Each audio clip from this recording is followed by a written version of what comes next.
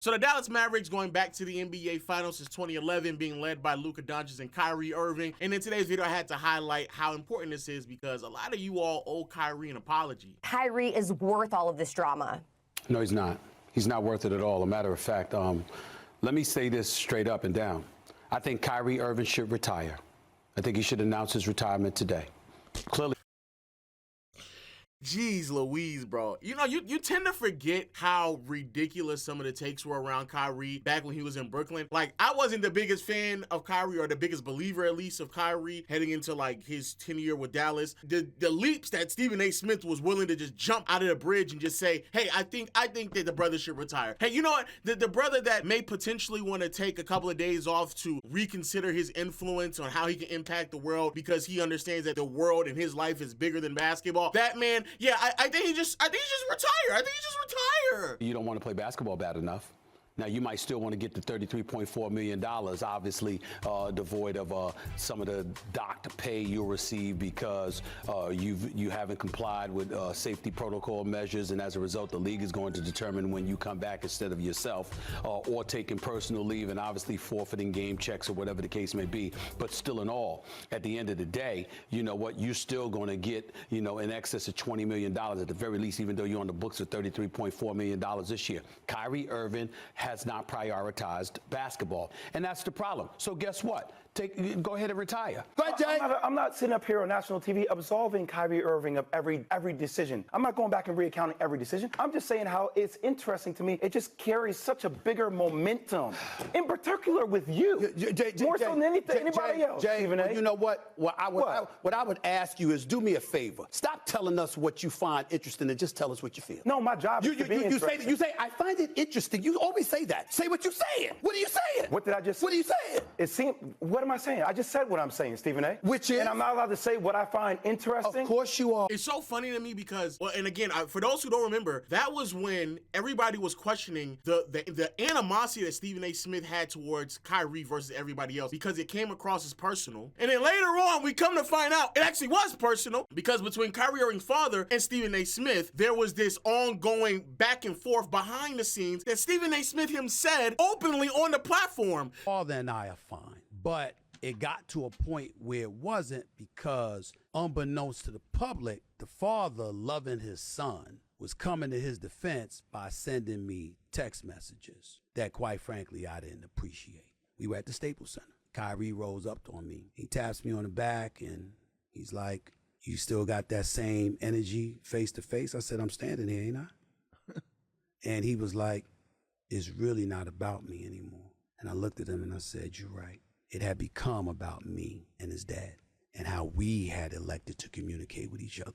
And the shame of it is I'm 55. Obviously, his father is around my age. And the younger son was the one that had to educate us. This is really about y'all. Mm-hmm. And so I just said, that's what men do. Kyrie Irving is right. And I called his father. And we resolved everything and we met face to face, and it's no problem. I said to him, I'm still going to judge your son by what I see. But this notion that there's going to be personal animus or whatever, I thought I was just doing my job. If it looked differently, that's on me. So they didn't sit here and gaslight that man to make it seem as if like, oh man, this is just out of the blue. I really find it interesting. Yeah, we all found it interesting. It was something that we all sat back, paused, and said, yo, why are you like this upset at Kyrie? You being this upset at Kyrie literally made no sense whatsoever. You sat here and gaslight everybody to make it seem like it wasn't personal, but you were having an ongoing personal battle with his father that was so toxic that Kyrie himself had to be the adult who was the youngest out of all three of y'all. He's the one who had to sit here and say, hey, my nigga, hey, I'm just trying to play basketball. You niggas are doing something completely different. It ain't even about me no more. Imagine going on live television, having a level of fervor, a level of toxicity, a level of anguish and angst about someone because of the relationship you have not with him, but his father. And then gaslighting the rest of the world to make it seem as if like we just dumb and we just overreact. Oh my God, why are you going so hard? Yeah, nigga, you was going hard. Like literally every single time. Stephen A. Smith, you were going ridiculously hard. So then to sit there in real time and act like we were the one that was crazy, no, brother, it was you. I think that it is very interesting that all this is happening. I bet none of us will go back and question, hey, what about Boston? You know, that environment that forced someone to play basketball when his hip was relocated, when his sister was literally losing her life. He still committed to that team, and look at what it got him.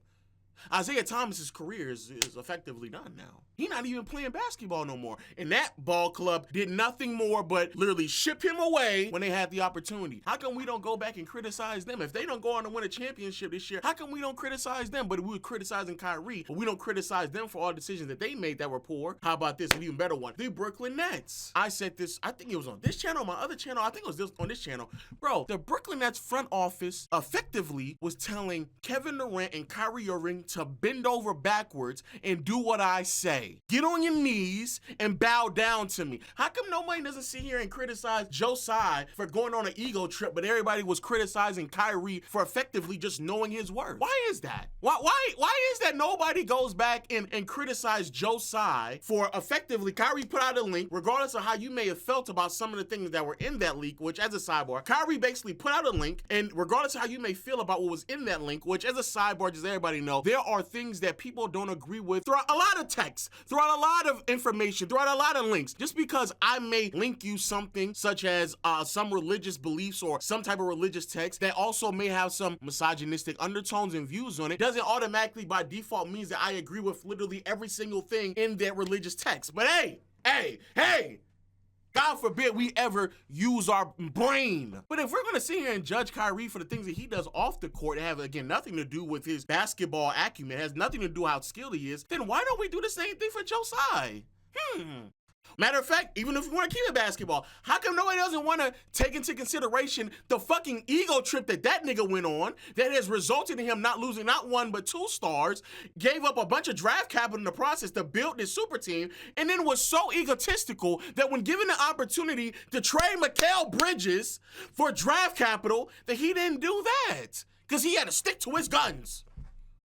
How come nobody doesn't criticize him? Kyrie Irving did go on record and say that he doesn't need to be coached. I think that right there was a ridiculous statement to make. And I think now looking back at it, I hope Kyrie can look back and say, hey, you know, maybe we do need somebody at the top of the sheet to, you know, make some calls for us and especially make some calls for the remainder of the ball club. So yeah, I do believe that was a really bad soundbite from Kyrie. But that doesn't mean that we could avoid any form of criticism towards Steve Nash. And that goes for every single coach. Same thing with Darvin Ham. The amount of people I sit here and try to cape for Darvin Ham because y'all just want to sit here and just criticize player after player after player, but y'all don't say anything about the coaches. But the truth of the matter is you niggas just want to push narrative. You actually don't want to talk about basketball, Stephen A. You want to talk about narratives because there's not a one single time on that show where I actually hear you say anything about the lack of execution from the coach, the lack of play calling from a coach, any type of organization of an offense, any plays, any calls, anything. It's all just